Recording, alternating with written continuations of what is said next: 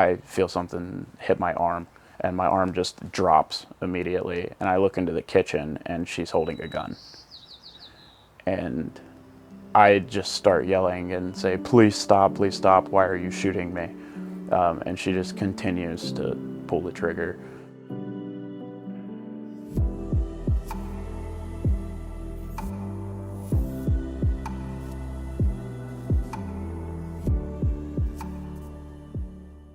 My name's Elijah Gossett. I'm 30 years old, thank goodness. I live here in Shelton, Washington now. I grew up originally, though, in Greenville, South Carolina. I'm the oldest of 11 kids, all same parents, no twins, surprisingly. But with that, I think it came with a lot of tumultuous times, because my dad was on the road all the time. My mom had major depressive issues growing up. So I felt like a lot of the raising of my siblings kind of fell on my shoulders for a long time. And they just, my parents never got along. So it was really tough growing up, because, you know, I felt like I had to be a grown up at like 6 years old. I taught myself how to cook so I could feed my siblings. You know, we went through a bunch of verbal abuse from both parents. So it was, gotten past a lot of that as a family now, but it was definitely hard times. So didn't really grow up with much self-esteem because of that. And I always felt like I had to help everybody else. As a child, it was siblings. As an adult, it was people who were in need or needed someone to talk to and didn't have that. I think for a minute it was, with my ex-wife, for example. She, I kind of gravitated towards her for multiple reasons, but one, she was my first girlfriend, so I just focused all my attention on her. I didn't know her very well before we got married, if I'm being honest. So I was a young Christian. I couldn't get into a relationship really without marriage being the intent. So couldn't move in with her, couldn't, you know, perform the natural obligation, you name it. So we got married within like 4 months. And so even against my parents' will, so that caused a little more strife between my dad and I, for sure. And I think part of me wanting to get into that relationship was out of rebellion of my family, because it was just, I mean, I was 20 years old, and it was my first girlfriend. So I grew up like a shy homeschooled kid, and felt like this draconic presence from my father at all times. And he didn't approve the marriage, so that just made me want to do it more. So what happened with my wife was, we got into the relationship really not knowing about each other. I was, I, we got into this marriage, and I worked 90 hours a week at the restaurant. So I wasn't very present during that relationship. She ended up cheating on me, and I kind of fell into a spiral after that for a little bit. But I learned a lot about relationships during that time period, and shifted my focus more towards being present with future partners versus, you know, letting my work life consume me completely. I remained single for quite a while after that, and then I ended up coming to visit my buddy in Washington, who lived in Olympia at the time. He moved out here for his now fiance, and I just followed suit. And spent 2 years vacation time to come see him. And on the second vacation time, it was his engagement party, and I ended up meeting this girl. And yeah, I quickly thought she was my soulmate, like right off the bat. This is the one that I guess put the nail in the coffin for me moving out here. I was tossing back and forth the idea, but again, like my family owns this really nice restaurant. I was a bartender. I was making six figures for under my family, and so I wanted to move out here because of my best friend, but I didn't quite have the gumption to leave my family, to leave like the business that I had worked so hard to build. So I needed that little extra push. And then at his engagement party, I'm bartending, I'm, playing music while he proposes, etc. And this girl walks in that was a +1 to one of their friends, and it was kind of like, I don't know, attraction at first sight, as nerdy as that sounds. But yeah, we quickly started talking. Long distance. She came out and visited me on my birthday in South Carolina, and then I made plans within 5 months to move out here. It lasted a total of about 8 months. So got out here, and within 3 months of getting out here, she had cheated on me. So I was devastated. I'd questioned why I moved out here. I had contemplated moving back home multiple times because it's like I left everything, my entire life up to that point. I don't know. And then I decided, instead of wallowing in self-pity, that I was going to go out and explore the area that I moved to. I started going to, I got a job here in town in Shelton. I started bartending here, meeting the locals. Started going to karaoke like 3-4 times a week, because that was the big thing when I first moved out here in Shelton, was every bar had karaoke. Met some of the best friends I've ever had in my life to this day. Lots of music, and it was great times. After the 3 months of being here and getting cheated on, I remained single for 2 years. I've been here 3 years now, and was just having fun, honestly. I worked a part-time job. It paid enough of the bills to keep doing that, and then I was really just focusing on getting like musician connections, because I've always wanted to be a professional musician. So I put a lot of time into that. I was playing guitar every single night until the wee hours of the morning. And along the way, one of the friends that I garnered was my ex, that did everything to me. And we were just friends for about a year. She was dating other people. Didn't really have a romantic connection. It was just, she was a singer and she frequented karaoke, so we were just music buddies, basically. Well, that spark didn't happen for quite a while. Ironically, I don't know.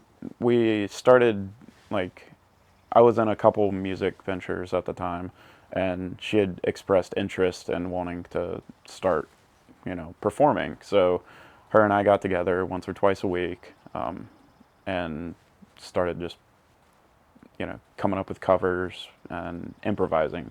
She was pretty good at improvising lyrics on the fly while I was just playing, and I'm mostly an improvisational player.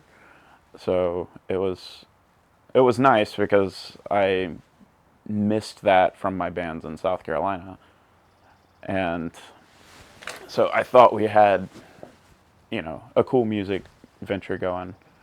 And I think it was during that beginning music venture, while we were still friends, that I started to see, like, the beginnings of what would become red flags, they went right over my head. I thought she just wished that I was available more to practice with her, but it came across as jealous of my other music ventures. So that looking back, that was a big red flag I should have paid attention to. How we ended up getting together was I had just started working at the Wild Irish Pub. I helped open the bar, and so my music ventures kind of took a side to that because I was the only bartender on staff at that time. So I worked every living hour they were open pretty much, which equated to about 70 hours, I'd say. And I was moving out of my friend's house and looking for my own place.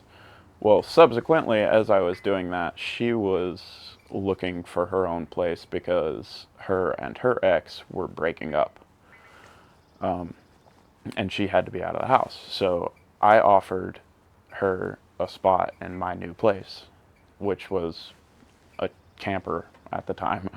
But I was like, okay, it's a 2-bed camper. You can have the other bed. I'll have this bed, and we'll just kind of share space. Because I didn't have much stuff. I mean, everything I moved out here with was like packed in a Jeep Compass. So it wasn't, I didn't accumulate much belongings.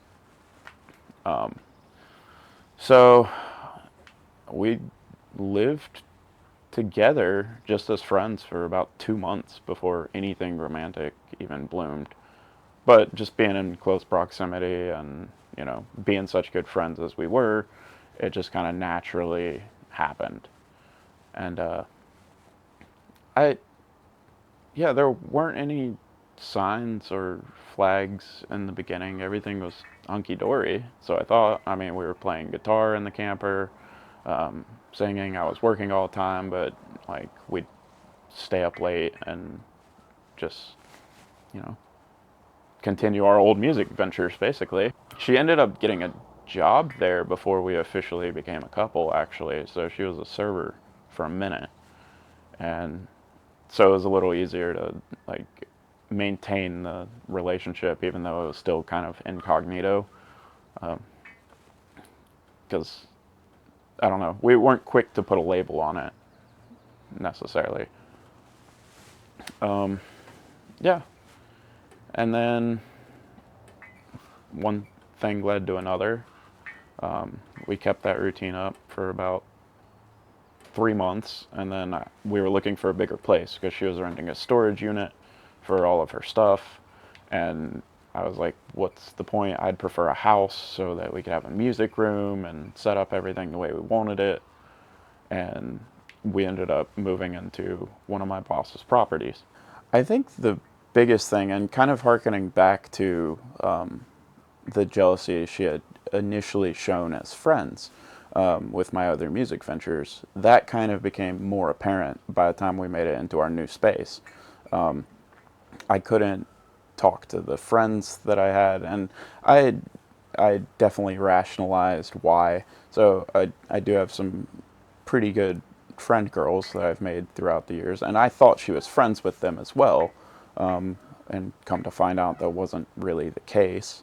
So I placated to her, you know, I guess her request to not speak to them and talk to them, because I thought maybe she just needed some time to warm up to them and then get to know them a little better, and then maybe she'd warm up to all of us being friends again.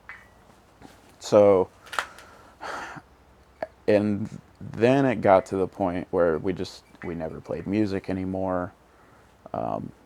She had expressed that she was mad at the fact that I was, quote, so talented at playing guitar, and she didn't feel like she measured up as a singer. So that kept her from wanting to play music with me anymore. So it was just like a complete shift at about the 4-month mark of dynamics. And she started to, you know, she'd come up to the bar while I was working. She had quit at that point. and she would talk to regular customers of mine and like scare them off from talking to me. She viewed anybody that talked to me and looked like they were having a good time as a direct competition. So, hence my friend girls were obviously weren't able to be friends with me. They wanted to get with me. So she felt compelled to mark her territory, even though I had already expressed that I have a girlfriend and etc. To everyone knew it wasn't a secret by this point. So, and I would talk fondly about her. So there was no, and most of the time these girls were just talking to me about her. They weren't even like, expressing interest in me. They just, you know, wanted to find out what my girlfriend was like. It just continued to escalate. And I'm the type of person that likes to resolve issues and come up with solutions. So we had many discussions about it, very calmly, just like I'm discussing now. And I'd always feel like she'd come to an understanding, we'd come to an understanding, and then things would be better for a day or two. And then she'd go right back into it. I think behind closed doors there were on her end, yeah. You know, and looking back, I didn't really notice it at the time. We'd always had like go to the bars and do karaoke type of like friendship and relationship. So it wasn't like drinking wasn't a taboo thing. And I'd only seen her really drunk a couple times, maybe. So I think she drank more than she let on at the time. I know that she had previous drug issues. I thought those were in the past. I did catch her on my birthday trying to do cocaine with just some of her old bar friends. So that that was another one of those red flag moments, because while we were friends, I saw her do it one time, but then she promptly took the rest of the baggie and threw it down the toilet. So, I didn't see it at the time as like a persistent struggle in her life. Yeah, things started really going downhill by that time period. She started to, by about the December mark, having like just mental breakdowns. They weren't necessarily aimed at me though, except for the jealousy factor. Like most of the red flags just revolved around jealousy, but that oftentimes would send her into a spiral of just being really insecure. And then about that time also, she had divulged to me that she had a lot of suicidal tendencies. And again, things I just wasn't aware of while we were friends, which made me feel more empathetic towards her, honestly, when she told me these things. So I became more understanding of the jealousy, more understanding of the, self-esteem issues, and really tried to like, I guess not placate, but I tried to cater to that more. Me being who I am now, like my friends are some of the most important people in my life, and I put a lot of my friendships on hold during that time just to, appease her. I didn't hang out with anyone but her for the most part. Yeah, if my friends wanted to see me, they would have to come to the bar. One or two of my friends were, because they were aware that it was her before I was. But for the most part, I could just, make excuses and say, like, oh, I'm working so much, which wasn't a lie. I was working a lot, but that wasn't the only reason. So I'd just steer things off in a different direction. yeah, I felt like if I just showed her more care, more love, more empathy and understanding that she maybe didn't have previously, that maybe she'd warm up and not necessarily change or fix, but soften. Like I thought that these were just past trauma triggers coming out. So I thought if I alleviated the triggers, then that would fix the situation. But really, my first thoughts of like wanting to get out was my birthday week, because my best friend from South Carolina flew out. We've been friends for freaking 22 years at this point. So he flew out for my birthday week and he stayed with us during that time. And when we had been drinking that night, we went to an open mic and then came back into town. And we drove separately because we came from different places to meet up at the open mic. We we said we'd meet back at the house after that, and we got home before her.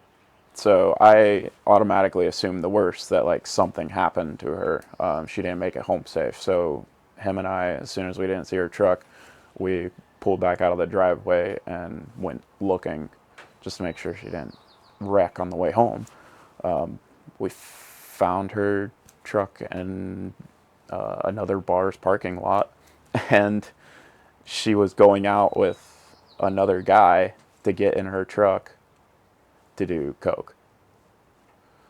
So that was that was a red flag to me. And she had this self-deprecation that came with that too, where she really like beat herself up over things like that. Not even at my hand or anything. Like she just would automatically go into this "I'm so sorry" and "I'm pitiful" type of routine. So I felt bad, honestly. I I didn't press the issue at all. Again, the whole overarching element is like I care about her because she was my friend. Yeah.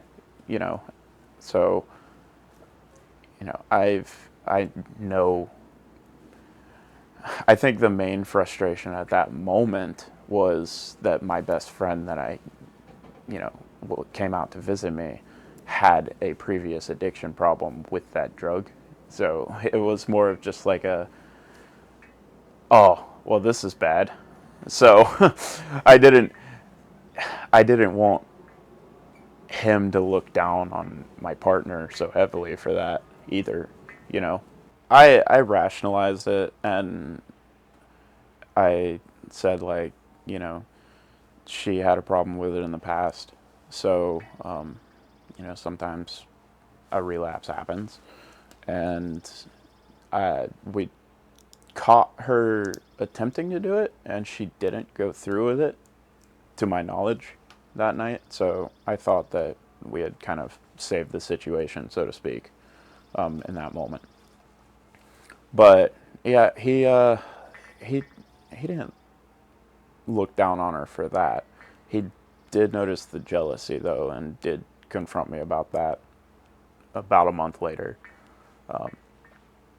So it was interesting times, but that was like the first like blaringly red flag that I paid attention to. Yeah. I don't, because she had been cheated on so many times before in the past, or so I'm told. I don't know, honestly, at this point. But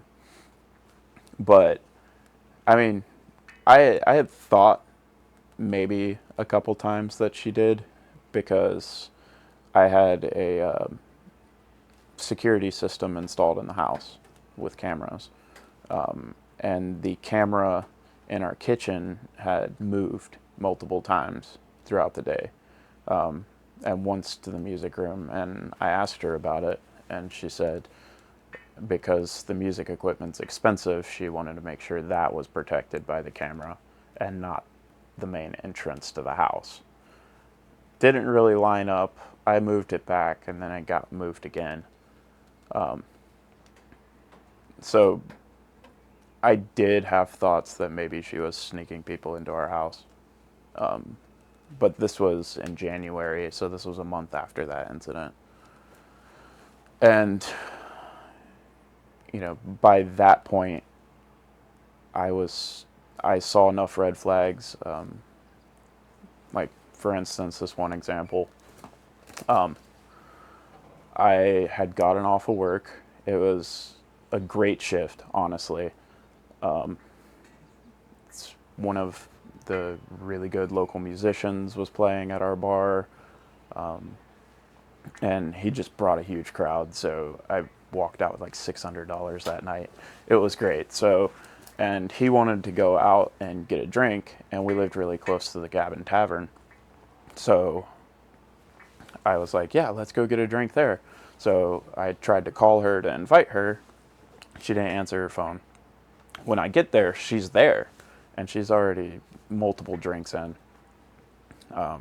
She was pretty intoxicated at this point, but she quickly came over, sat down, like we had a grand time. But because I had such a good night at work, I paid for the musician's tab, another one of my friend's tabs, and her tab as well. When she found out that I paid her tab, because that's what I do, I try to like sneak paying for people's tabs sometimes. She went to pay her tab. She found out I paid it. She got belligerently angry at me. Like, and then she punched me in the bar for paying her tab. I was very confused. I had no idea what just happened. And I got pretty upset about it. So, you know, I walked home from the cabin and I just got home and I started playing guitar because guitar is a coping mechanism for me. Anytime I feel sad or upset, like I go to my guitar.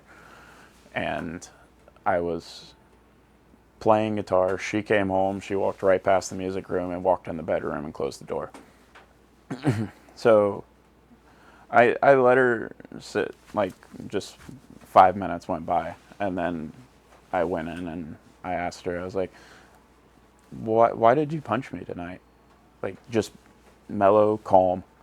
And so why'd you do that? Like I paid for the tab. I had a really good night at work. I don't understand why you would do that. And as soon as I said that, she just started bawling her eyes out and like beating herself in the face. And I didn't know what to do. I just held her and like she tried to keep punching herself throughout the entire process.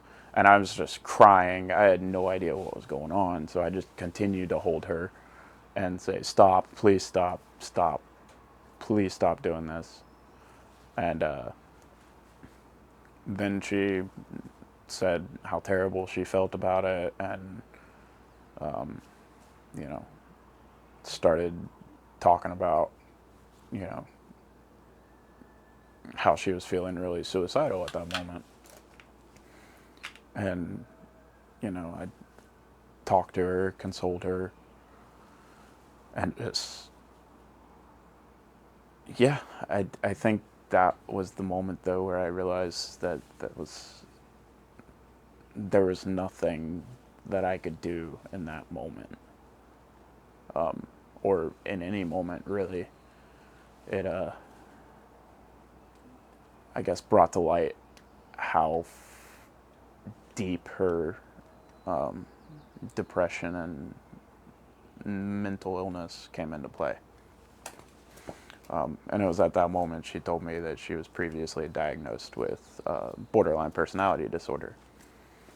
No, that was a big moment for me to realize that I needed to get out, for sure.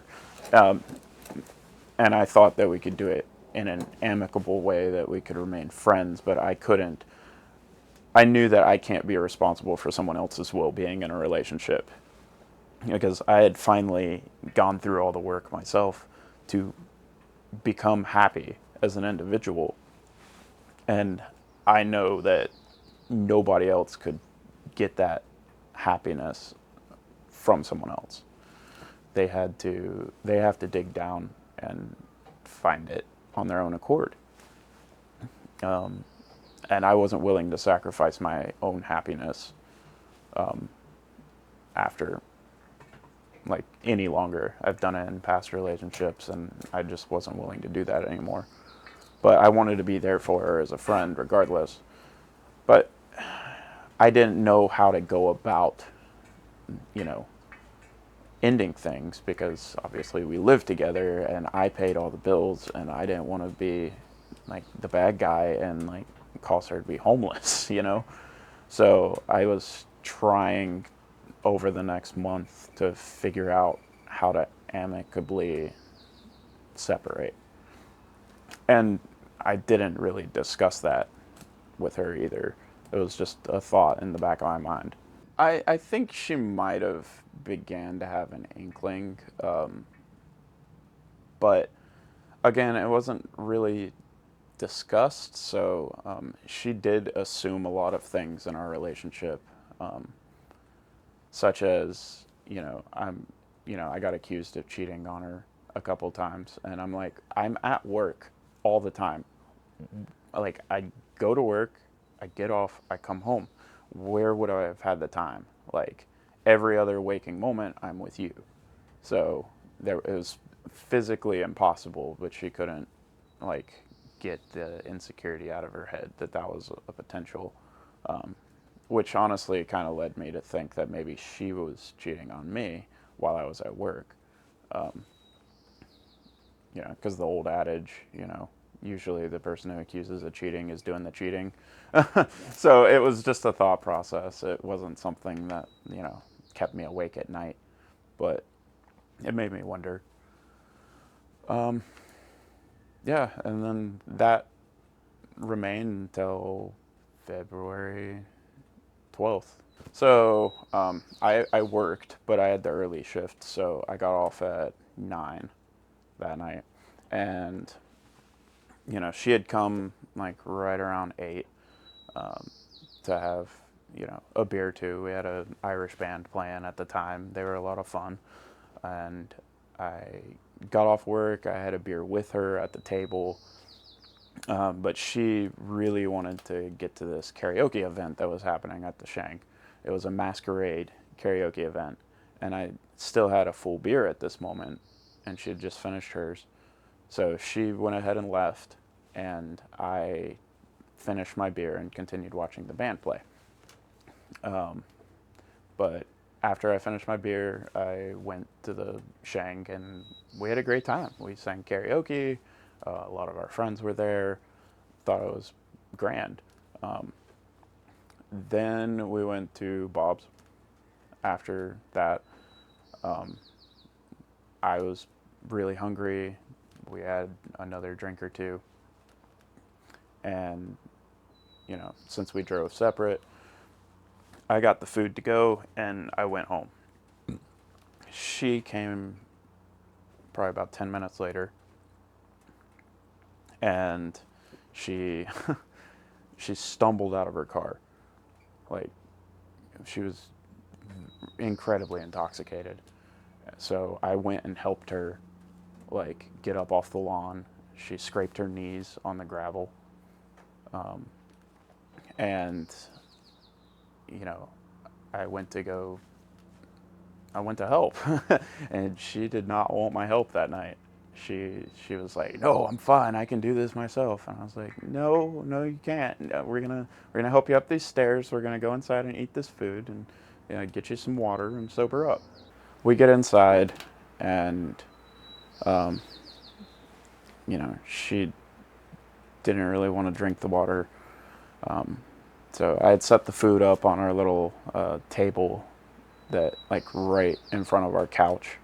So the way the living room's kind of set up, it was an open concept. So the kitchen and the living room were one giant room.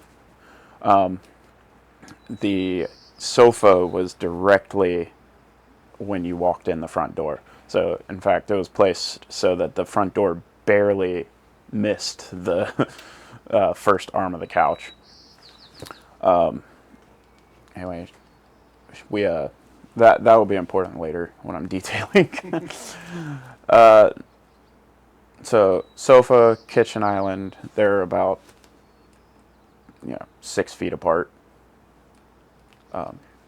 So we're she goes to grab her cigarettes, and she grabs her keys off the counter, and I was like, please don't drive. You cannot drive in this condition. She says, it's cold outside. I'm going to go smoke a cigarette in my truck. I said, okay, that's fine. Go smoke your cigarette. And she did. She went outside. I checked a couple times to make sure she didn't drive off. But for the most part, like, I didn't open the door. We didn't get into an argument. She just was frustrated that I thought she was frustrated because she fell down. And she was a very independent person, so she didn't like feeling like she was being helped. So I let that go. She went out, smoked her cigarette. I'm flipping through the TV, trying to figure out, what we're going to watch, because that was a big nighttime routine. We watched TV, we ate some food, and then we go to bed. So she came back inside about 5 minutes later, and next thing I know, I hear a sound and I feel something graze my shoulder.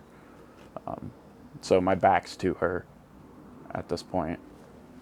So I look towards the door because I'm frantically confused. I don't know what's going on. Another sound goes off, and as soon as I turn to look at the door, I feel something hit my neck, and I run and duck into the corner. So I run forward away from her and duck into the corner of the sofa because I think maybe drive-by is happening. I was just panicked. I ducked down in the corner, still in clear line of sight of her, unbeknownst to me, and I put my arms up to cover my head, and I feel something hit my arm, and my arm just drops immediately, and I look into the kitchen, and she's holding a gun. And I just start yelling and say, please stop, why are you shooting me? And she just continues to pull the trigger. So I end up running towards her from my previously crouched position, and I take a couple in the stomach along the way. I brush up against the door because of the impact of one of them. But I make it to her in the kitchen. I grab the gun, so I grab her hand, and I did martial arts for a long time, so I treated it like a knife. I pushed it down to the ground and kept it away from me, and then one more discharged and hit me in the hip when I did that. But I got the gun away from her. I threw it across the room. I am bleeding everywhere. I have my phone. I'm trying to call 911. She smacks the phone out of my hand. I try to use the Alexa in the wall to call 911 because I know it's connected to her phone. She ripped the Alexa out of the wall, and we're just kind of circling the kitchen island at this point. So I grab her phone, try to use Siri. This is all in a manner of just seconds. She takes that phone away too, so I circle back around the island. I pick up my phone out of a puddle of blood and run to the back bedroom. And obviously I've taken many bullets at this point, so I'm slower than her naturally. So she catches up to me when I go in the bedroom because I tried to lock the door behind me, but she was right there behind me. I jumped on the bed because we had window sensors. So my initial thought, even though I'm barefoot and in shorts and a t-shirt, I thought I can kick the window open and that will set the alarm.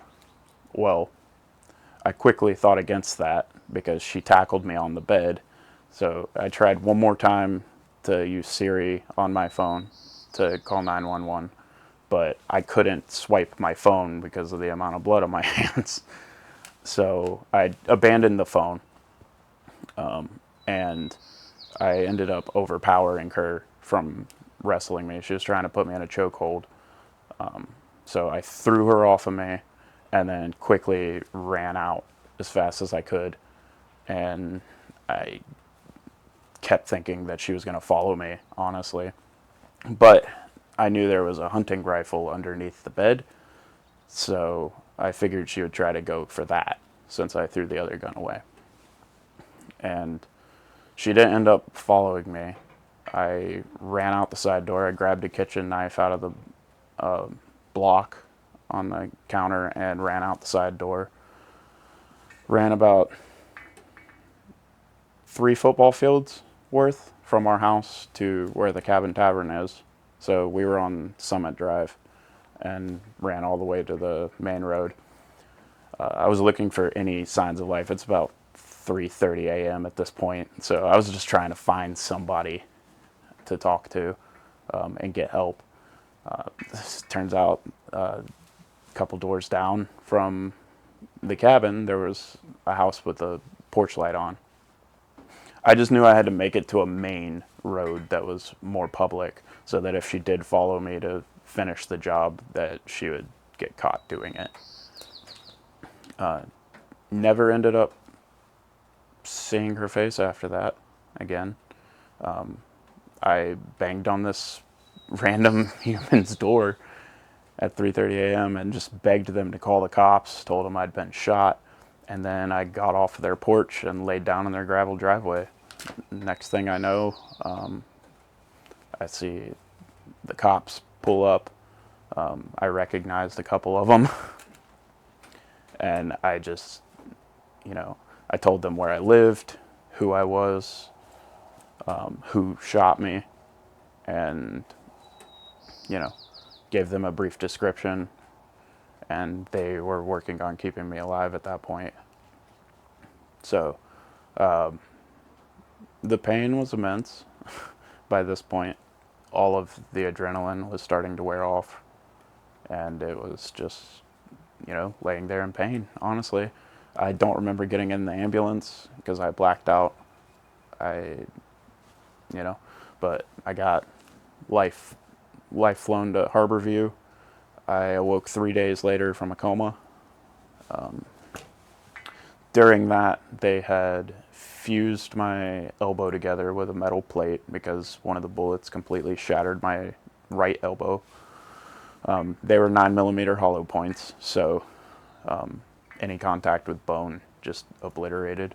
I had staples in my neck. I had a huge gaping wound in my chest from where they cut me open. They removed 7 inches of my intestines because the bullets penetrated my intestines. Yeah, I had a, graze on my shoulder. And then I had a hip pain that I couldn't quite describe, but the doctors told me that it was a mild fracture. But surgery wasn't required for that one. I awoke to my sister from South Carolina having flown out for it. And the first thing I did was flick my sister off because she's the second oldest, so we just have that relationship. She laughed immediately and said, "Oh, he's going to be fine," and spent 14 days in the hospital, in ICU for most of it. That was definitely the hardest physical experience I've ever been through in my life. I couldn't drink water for a majority of it just because of the tubes, sucking out all the bile in my stomach since my intestines weren't active. I couldn't eat any food for at least 10 of those 14 days. Anyway, it was a long recovery process from that, during which I had very minimal contact with anyone in the outside. The only people that were allowed to visit me in the hospital were my direct family, who flew in from South Carolina 1 or 2 at a time, because I was only allowed up to 2 visitors a day, and none of them were allowed to stay overnight with me. So nights were the roughest, for sure. But then, you know, I got out of the hospital, and come to find out, this community rallied. They threw together fundraisers to raise money to help me pay my medical bills. Like, there was all kinds of music, and overjoyed that I made it through it. And I got to watch a lot of the live streams on an iPad during that time that my mom brought me. So if it wasn't for that overpouring of love from my friends and the community and the support I had along the way, I think I'd be in a much different mindset today if it wasn't for you guys. So, but I also found out that the day after the incident, my ex got out of jail on a $5,000 bail. The next day, I was still in a coma. So I spent a month in Seattle because I was honestly scared to go back into town. I was, I had multiple friends that were terrified that, maybe she would come and try to hunt them down. And, there was security at all the fundraisers just in case, a ruckus started. And yeah, it was definitely like fear-provoking times, not only for me, but for my friends as well. Because everything, like the entire incident happened just so out of the blue, and there was no explanation. So it, it left a lot of unknowns on the table, which left your mind wandering to the worst places. The cops pushed for no bail. Her attorney pushed for $500,000 bail, and my attorney, both were appointed to us, my attorney pushed for $1 million bail. The judge gave her a $5,000 bail. So despite the police report saying she is a danger to others and to herself. Fast forward about a month after the incident, and news had broken that she had committed suicide, which I was just dumbstruck. I mean, I think, judging by looking at the scene afterwards with my own two eyes, there was a bullet hole in the ceiling that was from a hunting rifle in the bedroom. So I presume that she had attempted for this to be a double suicide venture. But she would be alive today if it were not for the judge letting her out. And, honestly, I wish I could have spoken to her afterwards, because I'm not one to hold grudges, and she didn't just cause me, my family, my friends harm. She caused her family and like insufferable loss from this as well. And I really feel for her side of the family in this. And I wish she was still here, mainly for that reason. Maybe she could have got the help she needed instead of, not being here to receive it, had she gone through the proper, judicial system. So I really feel like the judicial system failed both her and I in this process. But that judge got voted out because of that incident. A state-appointed judge got voted out of office because of this. How has your life been since then?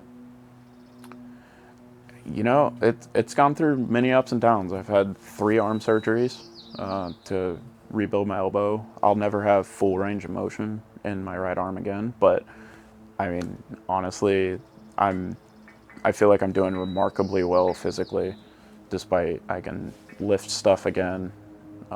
Muscle atrophy is gone.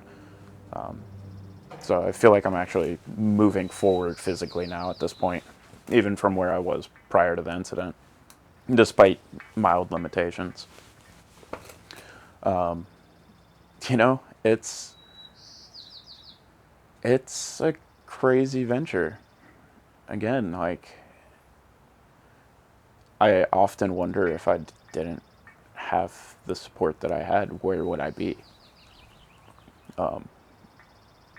So, but, you know, after going through something that statistically kills the most people, I'm just fortunate to be alive.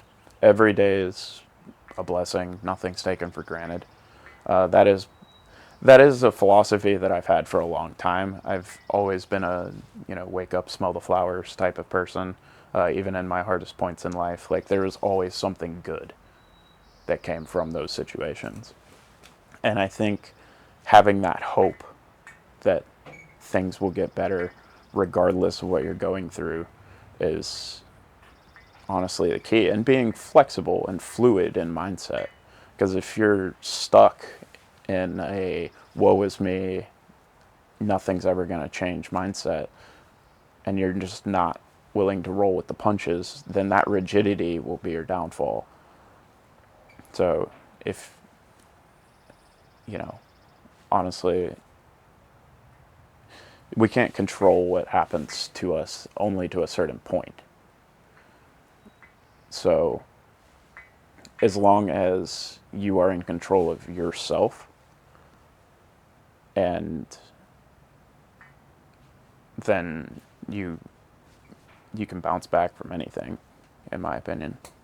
So I didn't allow this trauma, this incident, to really change me at all as a human, because if anything, it's just made me more grateful for life and more,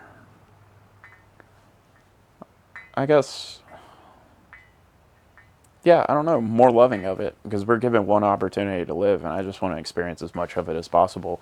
And after almost not having that opportunity, like, it just makes me have a further lust for life. That's it.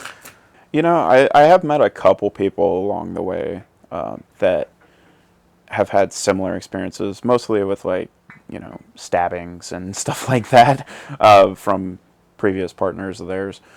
But I think the biggest stigma that has been around is and it's been very few people, but there have been people that, you know, question and say, well, what did he do to her? Like, what caused this reaction? Because he's a guy. Like, obviously something triggered her to do that. No, yeah. So it, but there really wasn't. I was just as confused. Like, nothing happened that night to, like, lead me to believe, and nothing happened along the entire relationship that would lead me to believe that she was capable of that. Capable of self-harm, yeah, I saw that, but capable of harming me, I didn't see her as a person to do that. Never be afraid to talk about your struggles, whether it's to your best friends, to a therapist, to an organization that can help you get out of your situation. Never be afraid of speaking out, because I think that's the biggest stigma that we as males have, is that we don't feel like we can talk about our personal struggles. We have to internalize everything because that's the manly and macho thing to do. But it's also the leading cause of mental illness ever, like, amongst men. And that's why men have a higher suicide rate, is because we bottle everything up and we don't talk about it. If, you know, realize that by talking about it, you are giving yourself hope to change the situation. And, you know, while I don't necessarily feel like I didn't talk about it, I did let myself get abused, mentally and ultimately physically.